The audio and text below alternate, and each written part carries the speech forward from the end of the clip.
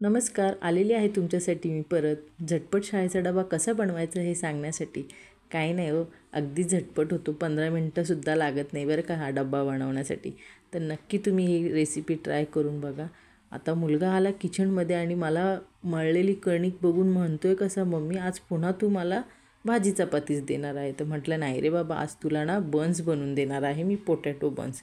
Fridge उघडला, आदल्या दिवसाची बटाट्यांची काचऱ्याची भाजी उरलेली होती, ती काढली, थोडीशी तव्यावर गरम केली आणि मस्त स्मॅशरने स्मॅश करून घेतली. त्यामध्ये अर्धा चमचा शेजवान चटणी टाकली आणि छान पोळी लाटून घेतली आणि त्यावर ही सगळी चटणी पसरून दिली आणि त्याचा असा छान रोल बनवून घेतला आणि सुरीच्या साहाय्याने छोटे छोटे त्याच्या गोळ्या करून घेतल्या. आता हे गोळ्या बघून पुन्हा मुलगा आला आणि मला म्हणतो, शेवटी काय भाजी चपाती नाही तर तू मला पराठाच करून देणार आहेस ना मम्मी, तू तर बन्स बनवून देणार होती. म्हटलं हो रे बाबा, बन्सच बनवून देणार आहे. मग मी काय केलं, हे जे छोट्या छोट्या गोळ्या केल्या होत्या की नाही, त्या हाताने छान अशा पसरून घेतल्या आणि त्यावर कलोंजी लावली. आता माझा एवढा छोटासा मेंदू, त्यातून ही आयडिया आली बरं का कलोंजी लावायची.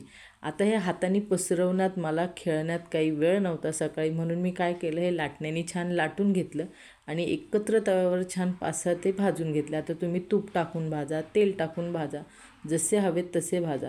पण बघा, दिसायलाही किती आकर्षक दिसतात आणि चवीलासुद्धा अगदी भन्नाट लागतात. तर तुम्ही नक्की एकदा ही रेसिपी ट्राय करून बघा. आता माझ्या मेंदूला इतका मी त्रास दिला आहे, त्यावर कलोंजी लावली आहे आणि मुलाला त्यांनी टिफिन पूर्ण संपून यावं म्हणून ही आयडिया केलेली आहे. तुम्हीसुद्धा करून बघा आणि मला कमेंटमध्ये नक्की सांगा की तुम्हाला ही माझी सिरीज कशी वाटते आणि ही केलेली रेसिपी कशी वाटते ती.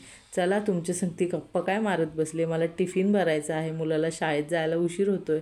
आता त्याला गोड आवडतं म्हणून खजूर आणि काजू दिलेले आहेत. तर नक्की तुम्ही रेसिपी ट्राय करून बघा आणि कुठून बघताय कमेंटमध्ये सांगा.